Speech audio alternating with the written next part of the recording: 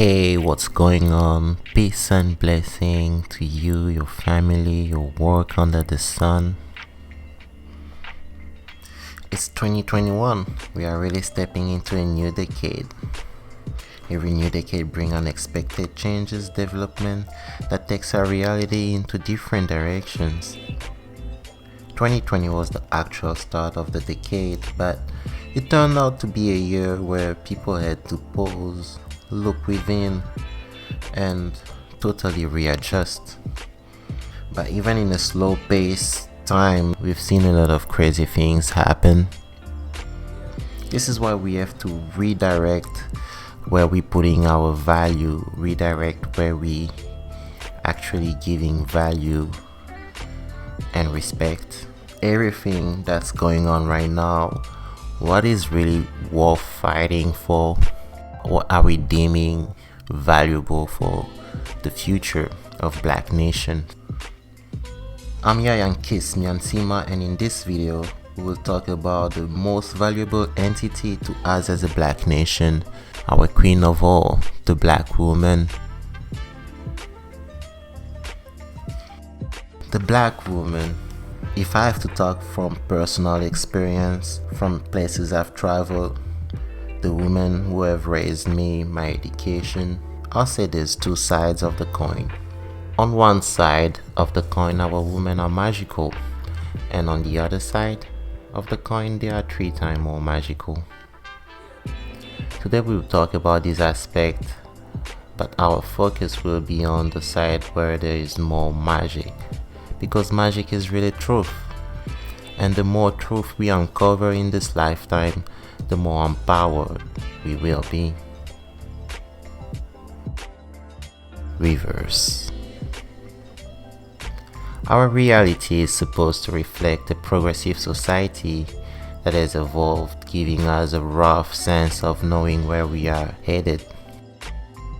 But how can we make it even further with such unbalanced fundamentals and principles? Nothing like that can really last long. We can observe this by looking at the things we create in this time period. Ideas are second guessed as soon as someone else says it better.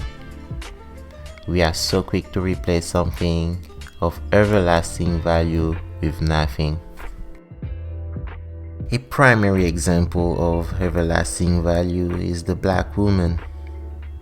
We have marginalized this group so much.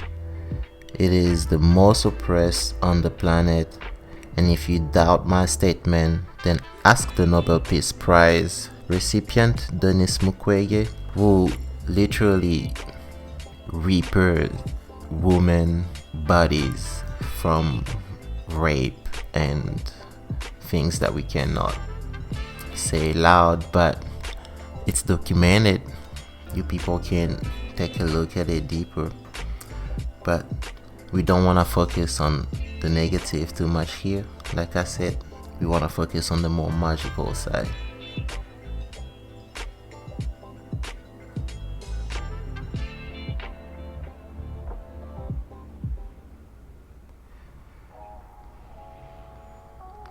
Even in chaos, the Black women are the leaders of the community. They are the most educated group in America. They are the most entrepreneurial group all over the world. Look at Africa for an example. A lot of women there help their family lives day by day by being entrepreneurial, and all while being a pillar of the community. They're supporting their children despite the challenges.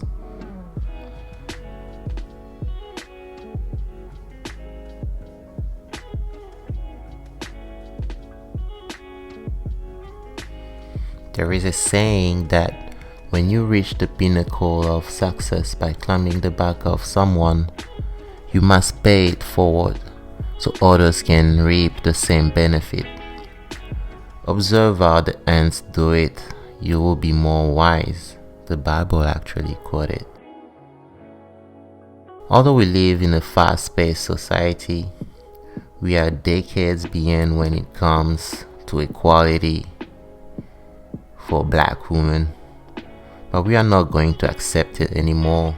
The sun is shining different, and this is why we should sala kyakusala, so we can restore the magical mind of the African woman. One of the most principal tools for evolution and revolution at the core of our society. My mission will be to give a fresh perspective on the cultural heritage of our people in the next series of videos. In time, we will unveil our disconnect as well, and why unity at a certain level is a must, and also how we can use this heritage to become one of the most powerful nations now. This takes us to the more magical side of the Queen. They are the blueprint of society and the material existence. They have the mind to create structure as advanced as the creation itself. These daughters of the divine have a Nzambi-like mind when it comes to crafting, as if they could recreate nature itself. And I think this is one of the many possible gifts. Let's take a look at the Mwana-Po mask to understand the place of the woman in our cultural heritage or cultural science.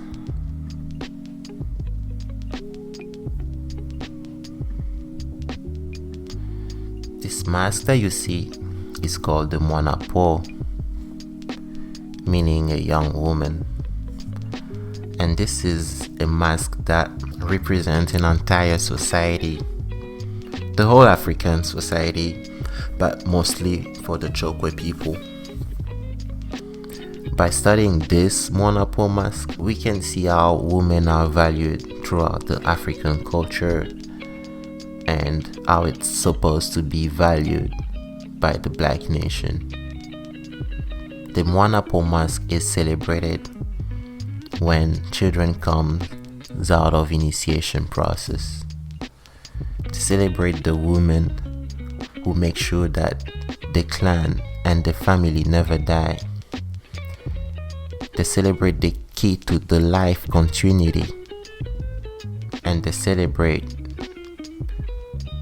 the first person that have given them the knowledge that they needed to become people that matter to society.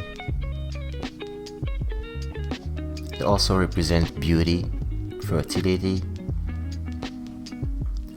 and it's a way to pay homage to the ancestors, all the women who have previously walked on earth and have allowed life to continue as it is now. You can see the Mwana-Po in different aspects of an older woman sometimes, or of an older man or a young man. The Mwana-Po mask also carry on it sign of the African cosmology of the divine, meaning that the woman connects us all to the divine.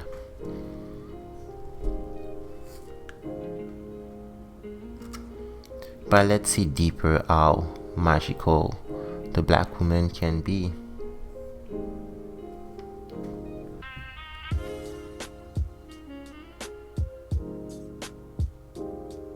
We will see it clearly in looking a bit into history and findings. Ethnography. If you don't know about ethnography, it's the scientific description of customs and cultures. We will try to understand that from differentiating ethnoscience and cultural science. So the ethnoscience will present us the description, and the cultural science will give us a clarification on what the description should really be. Let's remember here that ethnography is one of the source to most of the actual advancement we see in this present time in science, and nobody will just tell you that, but here's a piece of truth for you. They're taken from cultural creativity and the so-called indigenous craft, and later translated by theories or principles of science. In other words, computing, mathematics, entrepreneurship, and other self-organizing algorithms originates from Africa.